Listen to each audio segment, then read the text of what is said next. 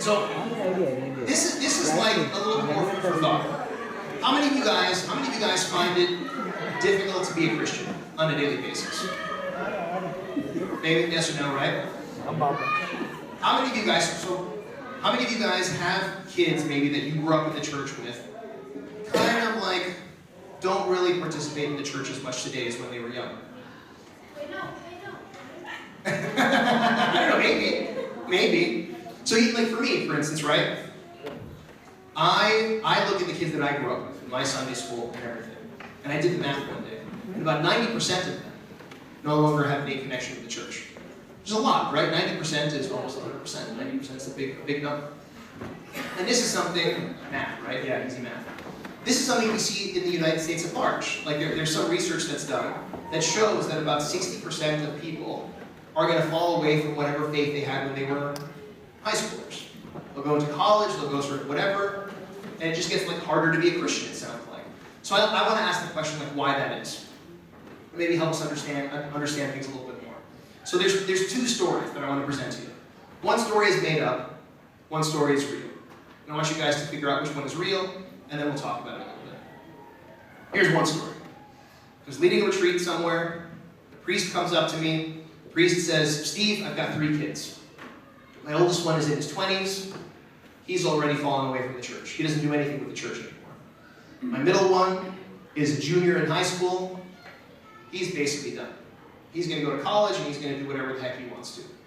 My youngest child is here. She's at the retreat that we're doing. How do we make sure that my other kid stays connected with the church? Because I don't want to lose her either. How do we make this happen? Because the older ones are gone already. Could be real, could be fake. You get to pick. Here's another story. I was going around and I was doing a retreat, and it was here in the New Jersey area, and a mom comes up to me and she says, "Steve, my kid's getting ready to go away to college, going up to Boston. I'm terrified because my kid's a Jet fan. I don't want my kid to become a Patriots fan." Real or fake? Which one of those stories is real, do you think, and which one is fake? The second one, right? I have been to all sorts of places all across the country. I've never had a parent come to me and said, "How do I make sure that my kid stays connected to a particular sports team?" Never happened before. But I have all sorts of parents who come up to me because parents are afraid, right? That like, you guys, when you go away to college or whatever it is, you're not going to have any connection with the church anymore. What's the difference? Why are parents like so anxious, a lot of them, about our kids remaining Christians when they grow up, but nobody's really like anxious about the sports stuff? What's the difference? Think about the way that we do sports sometimes as Americans, right? When you're a little kid and you're born, we start dressing the kids up in the right colors. The TV is always on when the sports team is playing. Every morning during breakfast, we talk about the scores from the night before. We put up posters of our favorite people on the wall, and we memorize their stats, and we get their jerseys, right? And it gets to the point, right? We talk about the teams. We say, "My team, we won, we lost." Right? You ever talk about sports teams like that? We won, we lost. And then you get to the point where you're 17, 18, 19, and you're ready to go to college. And there's no way that you're ever going to fall away from that team. Because it's in your bones at that point. And then how do we do Christian formation? How do we do religious education? Maybe we do some prayers at home, sometimes maybe not. We take the kids to church, we send them off to Sunday school. The Sunday school teacher is going to spend a half an hour with them and make sure that they're all good. And then by the time they're 17 or 18 or 19, the kids can't wait to leave the church, and we have no idea what happened, right? I'll give you like a crazy example of this. Crazy example. You guys know the city of Cleveland, right? Great city. No offense if anybody is from Cleveland originally here. Cleveland has a very bad sports history over the course of the last couple of years, right? Very bad sports history. The Cleveland Browns, they finished 0-16 a couple of years ago. They were so bad that their people actually like made a parade to make fun of the team for how bad they were. They're terrible. They're terrible. And yet, I have friends of mine, really good friends, who are Cleveland Browns fans. There's nothing that I can say to them that's going to ever stop them from being Cleveland Browns fans. I can be like, "Look at this other team. They're so much better. Look at how terrible it is to be a Browns fan. All you experience is pain. All you experience is pain to be, and I shouldn't point fingers. I'm a Dolphins fan, and they're terrible this year, and it's just like, I know, it hurts, right? There's nothing that I can say to a Cleveland Browns fan that's going to make him become a Patriots fan. Right? Patriots might very well win the Super Bowl this year. Or the Chiefs, they might win the Super Bowl this year. Who knows, right? There's nothing that I can make him become a fan of a team that's good.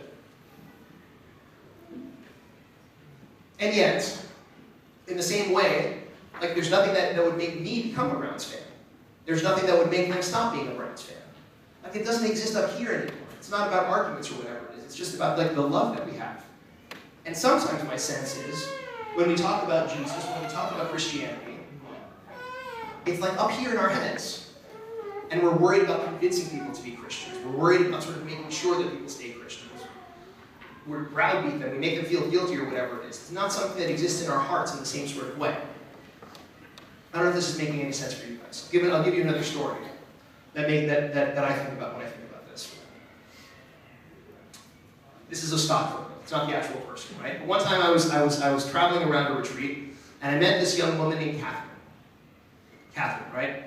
She comes in as this young adult. We're having a little young adult event. We're all getting to know each other. She starts sharing her story.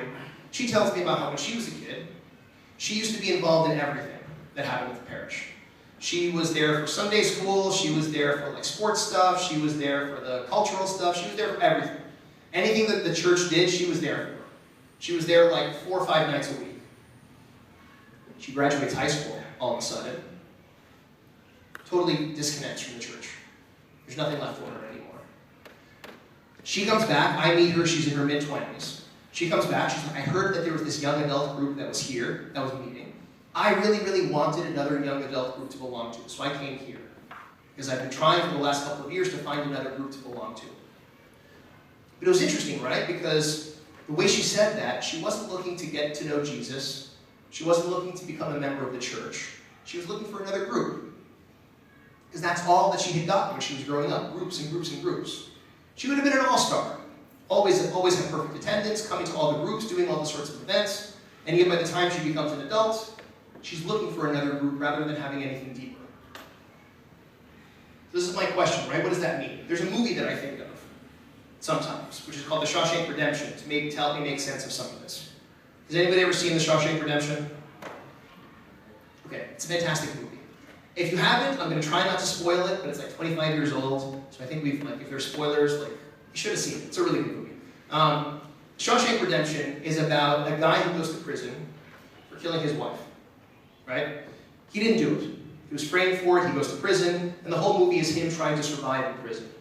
And he meets people along the way, and he develops relationships and friendships and so forth. And one of the guys that he meets is this guy, Brooks Haddon. And Brooks was an older guy. Brooks was arrested when he was very young, spent his entire life basically in prison, was in charge of the library, sweet guy, had a bird always in his pocket. He really kind of like nice, sweet old man. He gets good news at the end of the movie. He gets paroled. He's going to be freed from prison, in other words. Do you think he was happy for the good news that he got? If you've seen the movie, you know he did not react well to this good news. He actually took a knife and he threatened to stab one of his friends. He's like, I don't want to leave here. I don't want to leave here. I want to stay here. I'll stab my friend if that's what it means to get more years. And so the main character is thinking about this, like, why? He has freedom. Why wouldn't he want the opportunity to be free? Why wouldn't he want the opportunity to leave prison? And the guy says, that's because Brooks has been institutionalized. Brooks has been here his entire life. He doesn't know what it's like to live outside the walls of the prison. He's a prisoner. And what's a prisoner without the walls of a prison? And I think about this sometimes when it comes to the way that we sometimes do ministry for kids, right? I think about that with like the story of Catherine. Catherine was a Sunday school student. Catherine was in the youth group. Catherine was this. Catherine was that. She played basketball for the parish. She did all these things. Maybe the problem in her life was we never actually taught her to be a Christian. We taught her to be a Sunday school student. And when there was no longer Sunday school for her, she didn't know how to survive without the program. We taught her to be a member of the youth group. And when there was no longer a youth group, she didn't know how to survive without the youth group. And even when she came back, right, she wasn't looking for Jesus, she was looking for another group to belong to. She wanted different walls. That, I think, is one of my questions, right? And again, it's kind of like a challenge for us. What's the sort of relationship that we're developing with Jesus? What's the sort of sense are we actually getting to know him, right? We talked before about cleaning the fog off of our glasses. Or is all of this just kind of like groups and rules and schedules? Right? Because what happens when there's no Sunday school anymore? Have we gotten to know him during the course of those years? Or if there's no Sunday school anymore, are we going to fade away as well? Because we've been institutionalized. Because we're depending upon the programs, we're depending upon the events, we're depending on the stuff that's on the outside rather than on the deep relationship that's on the inside. That, I think, is the question for us. As young Christians who are kind of figuring out what it means, because you guys get to choose, right? Time is going to come when you get to leave home, and you get to decide, are you going to go to church on Sunday morning? Or not? Or do you get to go to sleep? That's what I did when I went to college. For the first time in my entire life, I was free, go off to college. It's nice to sleep in on a Sunday. And then it's nice to sleep in on the following Sunday and the following Sunday. And I got to the point in my life where I was going to church like for Christmas and Easter, and that was it. Because I grew up in a situation where all I had was the walls. I didn't have anything sort of deeper that was inspiring my imagination. I didn't have any sense of who God was. I literally was at the point, I was teaching Sunday school when I was in high school. I wasn't sure that God was real, and I was teaching Sunday school. Because I needed the credit for like my college application. Right? It was a good extracurricular to do. Everything seemed like it made sense on the outside, but on the inside there was nothing there. That's my question for all of us to sort of wrestle with. Like, what's actually going on the inside? What's going on in our hearts? Not simply in our rosters or our attendance, right? Do we feel like we're actually getting to know who Jesus is? Do we feel like we're developing a relationship with him? Do we think that he's real, for crying out loud? Or is all of this just kind of like stuff on the outside? Stuff that's going to fade away once the outside is gone. Once we get to decide whether we wake up on Sunday morning. Once we get to decide whether we want to be part of the church or not. The stuff on the inside is hard. The stuff on the inside means like we trust each other to talk about it. Because sometimes we don't even have the freedom to talk about that. Like I asked before about like how many of us are stressed out. Like so many of us raised our hands, even like the little kids. It's crazy to me how much homework like even little kids have. I have like little cousins and nieces and nephews, and we're all stressed out. We're all insecure. We all don't know what to do with ourselves, right? Maybe people are being mean to us at school. People are saying terrible things to us on, social media, whatever it is. And there's all sorts of like pain, and there's all sorts of difficulties that's happening on the inside. And it makes us feel more lonely, and it makes us feel more insecure, and it makes us feel more judged sometimes. The question is the church a place where that sort of pain is something that we can share with each other? We don't simply come for the sake of showing up. We don't simply come for the sake of looking good. Right? We come to open up our hearts and allow God to heal what is broken within us. But there's a lot of parishes around the country where we don't trust each other. Or we don't feel comfortable sharing what's actually going on in our hearts. And we operate in our communities and we feel like strangers. Because we keep our secret secret, we keep our stresses quiet, we smile and we do our thing, and then we go home. And it's just kind of like that inner turmoil that continues to develop. So I don't offer anything as a solution, right? I kind of just I want to ask that question. Are we remembering why we're here? Are we getting a sense of that inner experience? That experience of God, that experience of real community, that experience of like closeness with each other. It's not just putting our best face forward, right? But like this is a place where we can be honest. This is a place where we can be one. This is a place where we can be loved. That's the question for us, right? Because if the answer is yes, then great. You guys are doing better than a lot of the Orthodox parishes that I visit around the country. If the answer is no, the question becomes, what do we do about that? That's my thought. More of a question than anything else. Sorry, my voice is failing. I lost my voice 3 days ago and it hasn't come back yet. So I don't know if you guys have a question or something. I kind of raised it as a question for us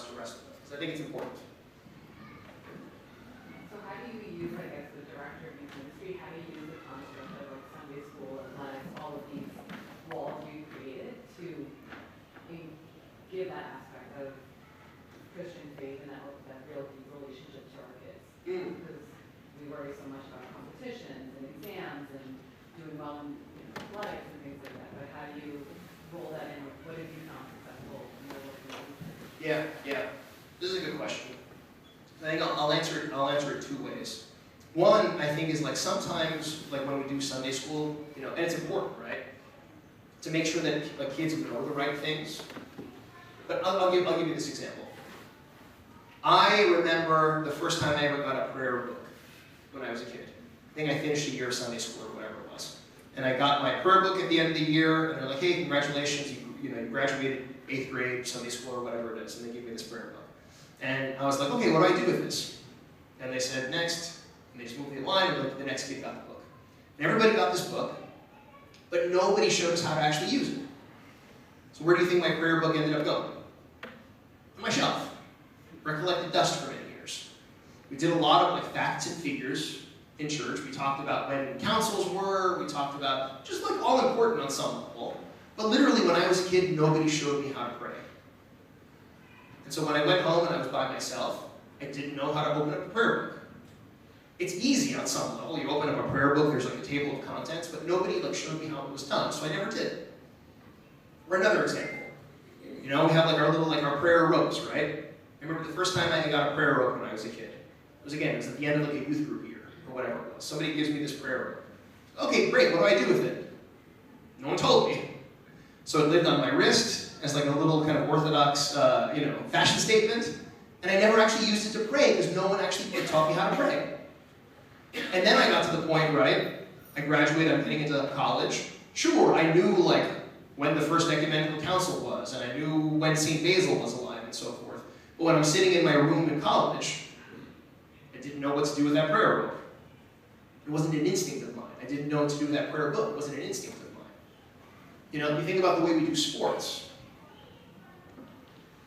We don't simply teach people like trivia about the team. We teach them like the things that sports fans do. They go to the games, right? They cheer. They dress a certain way. And I think sometimes the disconnect that we have is like a lot of the stuff about what it is to be an Orthodox Christian lives up here as opposed to like living here. That I think is a part of it. Not simply talking about silence, but actually like spending time in silence together. Not simply talking about prayer or church history, but actually like learning how to pray together. I'll give you a silly example of this. Any of you guys like Pop-Tarts?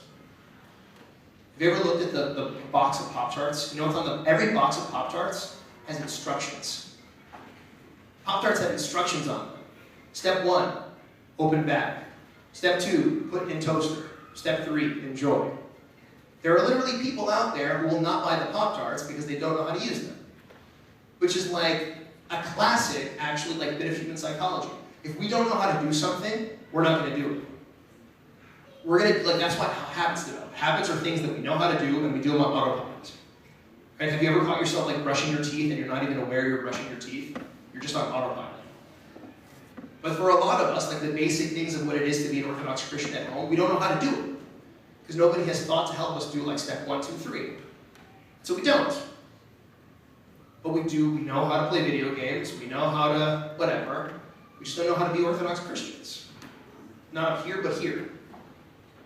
So that's kind of like a thought, right? How can we make the programs not simply about abstract sort of stuff, but things that give us the tools to actually like live as Orthodox Christians when we go out and have to make those decisions? Because it might seem simple, right? Of course it's easy to pray. It might seem easy to like eat a Pop-Tart, right? But somebody needs instructions. I needed instructions with how to use my prayer book. I needed instructions with how to use my prayer rope. It wasn't until somebody sat there and did it with me that I felt comfortable enough to do it, even though I knew all the theory in the abstract. Does that make sense? That's my thought. How many of you guys feel comfortable praying by yourselves? Not to like put you on the spot. That's good. That's good. I'm not going to ask like how often you do it or whatever it is, right? But some of these just start with comfort. Right? It's the sort of thing that we can do without sort of getting into our own heads about it. I can stand in front of an icon and I kind of know what I'm doing. I can sit down in church and I kind of know what I'm doing. And that's important. Because the day is going to come when you're not going to have somebody looking over your shoulder. And if you're not comfortable with it, or you don't know what you're doing, that's when you're going to stumble. If you know what you're doing, make sure the kids who are younger than you know as well. Make sure you don't sort of take it for granted. We take it for granted how to eat a Pop-Tart, right? But like, there's somebody out there who doesn't know how to eat a Pop-Tart. And he's never going to taste the deliciousness of like frosted strawberry, which is wonderful. Does that make sense? Do you have a question? Yeah.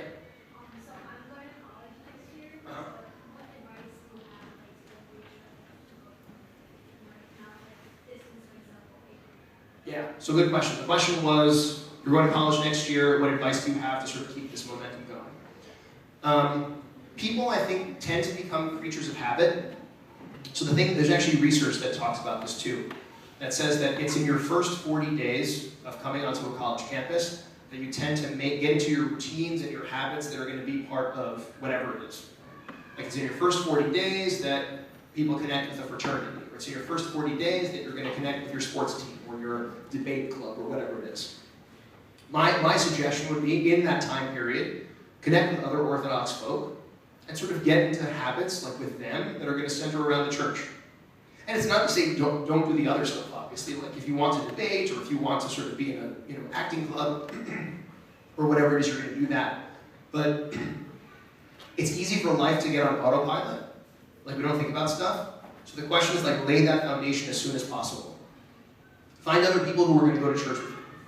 So when you're lazy on a Sunday morning, they're going to be like, hey, didn't see you at church. Or when they're lazy on Sunday morning, you can be like, hey, didn't see you at church. You're driving together, or whatever it is. Find people that you're going to meet with during the week. Right? You're going to pray together. You're going to talk about stuff. You're going to talk about how stressful college is. Make sure that there are people who care about Jesus as much as you do. Become part of your routine. Because if you find yourself getting sucked into other routines, you're just going to be sucked into different directions. Life is all about like being intentional at the end of the day. We all have the same 24 hours. It's up to us to sort of pick like what's important and not to like spend those hours on. And so you want to say it from the very beginning, like Jesus is important enough that I want him to be part of my 24 hours. Does that make sense? And then you're part of a community that can help you through the tough times. You're not just like the one Orthodox girl by herself trying to figure it out, because that's never fun. It's a good question. Where are you going next year? I'm Not sure yet? Oh, okay. Well, God bless you. Wherever you go, find a community of people that you can lean on. In the same way that hopefully you can be honest here, you can be honest with people there too. Yeah? Being Orthodox Christian today, given the climate of the world, how do you respond to people of different Christian denominations, different faiths, when they challenge our Orthodox faith? How do you respond to other people when they challenge the Orthodox faith? What sort of challenges do you come across? Just questions like, how does the church respond to, like, if any political event happens or a certain topic comes up, how do we respond? They say, Jesus would have said this, but the church doesn't line up, you know. Okay. So the challenges are that the church is somehow not being true to who Jesus is, because it's like Jesus would have approached things one way, you guys are approaching things a different sort of way, right? So I think there's a couple of layers to that. One is, and this is where sort of like the depth comes in. When we're younger, I think it's really about building those good habits and building that sort of connection with Christ. But as your mind expands as you get older, like then you can understand more about the history, you can understand more about the theology, you can understand more about the why, right? Like when you're a kid and you're a sports fan, you're just sort of cheering. When you're an adult, you can sort of get deeper into the statistics and whatever it is, right? So part of it is like use the opportunity to educate yourself, right? What are the books that you can be reading? What are the things the way that you can sort of like dig deeper into some of these mysteries and kind of understand a little bit more for yourself. Number two, it's okay not to know the answer. If somebody asks a question, right, it's kind of okay to be like, I don't know. I know, like I have faith in what the church is. The church is the way of salvation that Christ has pointed to and the saints have pointed to. If there's a particular thing I don't understand, that's okay. You know? I think it's like in the same way that Elijah had situations where he was having difficulty connecting with Christ, There have been situations when saints had difficulties like fully understanding. Like, I'll give you kind of a crazy example. Abraham, right? We know the story of Abraham. Abraham is super old, he's living in Ur, and suddenly God comes to him and says, you're going to be the father of the people. Rationally, he could have been like, I'm old, and I have no kids, and I live here. I'm not going to travel thousands of miles to, right? But he did it. He did it because he trusted in God. Then God finally gives him his son, and then he's like, I want you to take that son, take him to the top of the mountain, slice his throat, and sacrifice him. Abraham did it. He starts going up the mountain, like ready to sacrifice his son, because his faith in God was that sure. Even if it didn't make sense here, it made sense here. And there are times in our lives, right, with people, like our friends say something or do something that we don't fully understand, but we trust them, right? Or our parents, we might sort of disagree with them, but we trust them. Or our siblings, right? That's the thing, like to take the church out of here, sort of like move it here. And there are going to be times when I don't fully understand, because I'm not a theologian who gets all of the finer points of the church, right? But I know who Jesus is, and I know what the church is, and I'm going to sort of like stand in the difficulty of that faith. In the same way that Abraham stood in the difficulty of that faith. And I'm going to ask. I'm going to go to somebody who does know, right? And I'm going to ask Father, I'm going to ask somebody, like, I got a tough question. I don't know how to answer it. Can you help me with it? Does that make sense? That's the hard thing about faith. Faith is like a thing that exists in our hearts, right? Not a thing that simply exists in an abstract sense up here. It's a good question. Yeah? Jeremy, while you were growing up, like, you were getting used to, like, belief Christianity, was there anybody, like, your closest friend, or, like, a relative who came up to you and was like, oh, why do you go to church every Sunday, like, or why do you believe in this? If so, like, how did you, like, react? What did you tell them? Yeah. So I had that happen to me on a variety of matters. I had that happen to me with, like, so I was in a debate society when I was in college. So like I said, when I started college, the first 2 years, I kind of like, I wouldn't say that I was an atheist, I just didn't care. And I stopped going to church, really. The third year is really when I started kind of remembering who Jesus was because of the really powerful experience that I had. So I'm in a debate society with like hardcore smart atheists and others, and we're having like these debates every week and we're talking about stuff.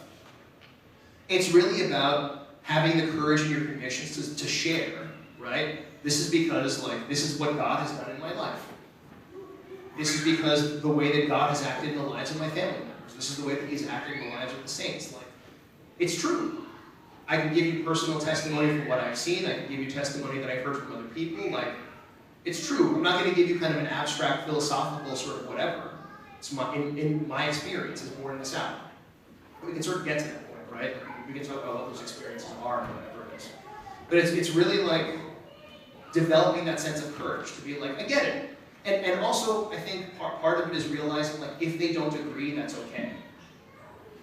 You know, if somebody doesn't get why you're a Christian, that's okay. You know, that doesn't necessarily mean that you're wrong. It doesn't mean that they have reached the final answer. Because life is long. And somebody who is, like, anti-Jesus today might very well become a Christian down the line. You can pray for them. Right? So to have the courage and the lack of insecurity to be like, this is what I believe, and I respect you if you disagree. And to sort of like keep them in your prayers and hopefully like have them as somebody that opens up. I mean, I got to the point because I went to seminary. My father was saying before, I used to work downtown in the same building he used to work with. I was a fancy pants lawyer making a pretty decent amount of money. And then I said I wanted to go to seminary. My entire family thought I was crazy. And these are like Christian people, right? These are people who are like theoretically close to the church. That was a hard thing.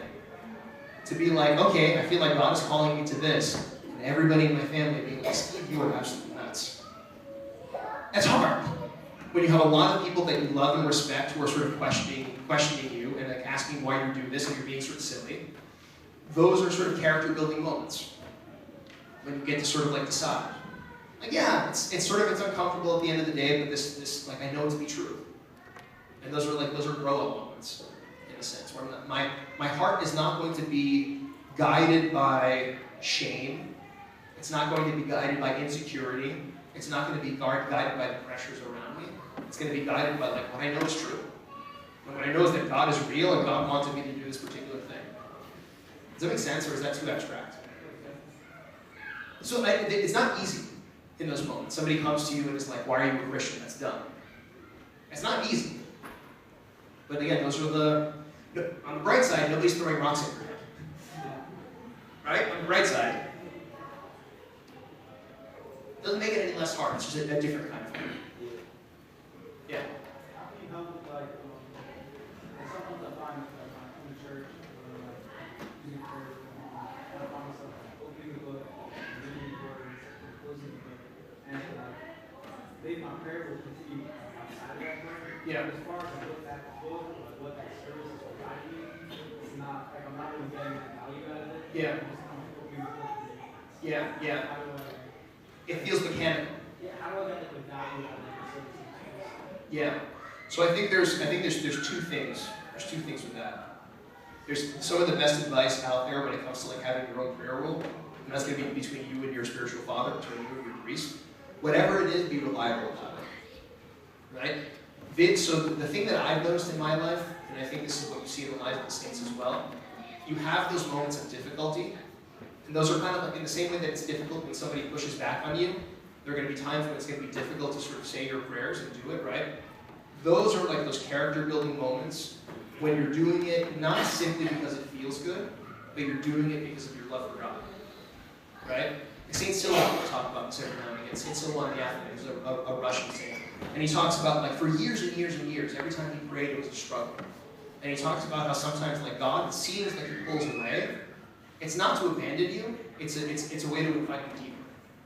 So it's like, this may not feel good right now, but I'm not praying to God because it feels good. I'm praying to God because I want to know Him.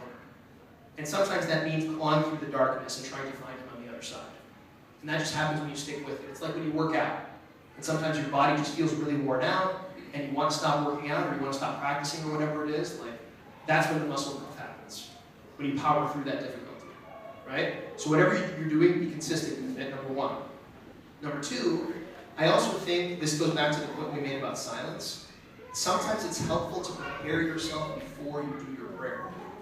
So I think about this with like the subway, right? If a subway or a bus is full of people, you can't get on, right? You have to wait for everybody to get off first. If you're going to your icon and you're saying your prayers, but your head is full of the concerns of the day, or your heart is still sort of like upset because something happened, there's going to be no space for those words to internalize. So they're just kind of bouncing off of you, right? So maybe the thing to do is before you actually say your prayers, close your eyes and take a couple of minutes and just try to sit in silence. And let your thoughts kind of evaporate, and you can talk about it. So like, with your spiritual father, you can prepare. But try to like let whatever stress you're carrying from the day, let it go.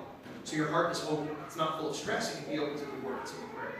So if your mind is distracted, the distractions go away. So it's not just like, Lord have mercy on me, but you're thinking about something else, right? Like even a minute of silence, close your eyes, let everything fade away. Your mind and your heart will be more receptive to the words. And also, there's no guarantee. Sometimes it's going to be hard, and that's just part of the process. That is an invitation for God wants you to pull closer to Him, even when it's tough, because it's not about the reward; it's about the relationship with Him. Just like when it hurts your body sometimes when you're working out. Does that make sense? So those are the two things that I would say. Take a moment before you start, and whatever you're doing, just stick with it every day, because you're going to have those stretches. Yeah. No, that's all I have. Any more questions? Or I've had a long day. I want to take care of. Yeah. So as parents and as teachers, when kids go into middle school and high school, we do see kind of a bit of a lack of interest in church, the Sunday school. As you have gone through the youth ministry, what is the best suggestion that you can give to us so that we can bring our kids back? Because this is like the uncertainty that all these parents have when they go to high school. There's a lot of homework that they have to do. So how do they strike the balance to keep our church traditions and prayers along with their study also? Yeah. So that's hard, right? And that I think is just because of these external factors. Sometimes, right? Sometimes it can be that the question can be, because like we said before, even with the gospel, right? That it's not the surface level stuff. It's like the underlying love that's there. The question that I have sometimes in those situations is like, okay, our kids they have all this pressure to study and get grades and whatever it is. What can the church do to help alleviate some of that pressure? So even if we're coming here, right, and they're not necessarily getting a religious lesson or whatever it is, but they know that the church is open for them, they're going to be like studying here, some of the adults maybe can offer like some tutoring services or whatever it is. Because again, how is the church, in the midst of that stress, showing them the love of Christ? Not as like an intellectual lesson, like I want to teach you something, but I want to show you, because this is the pain that you feel, because you're a high school junior or a senior or whatever it is, and you're overwhelmed. I want to give you that support and that love. I see that as like the pain and the difficulty and the stresses are more opportunities for love than challenges. You know? If kids are getting pressure from the outside, that's an opportunity for the love of Christ. You know, he went to the sinners, right? He went to the broken. And like we said before, with all of our hands up, we're all stressed out, we're all distracted, we're all overwhelmed. That's an opportunity for ministry.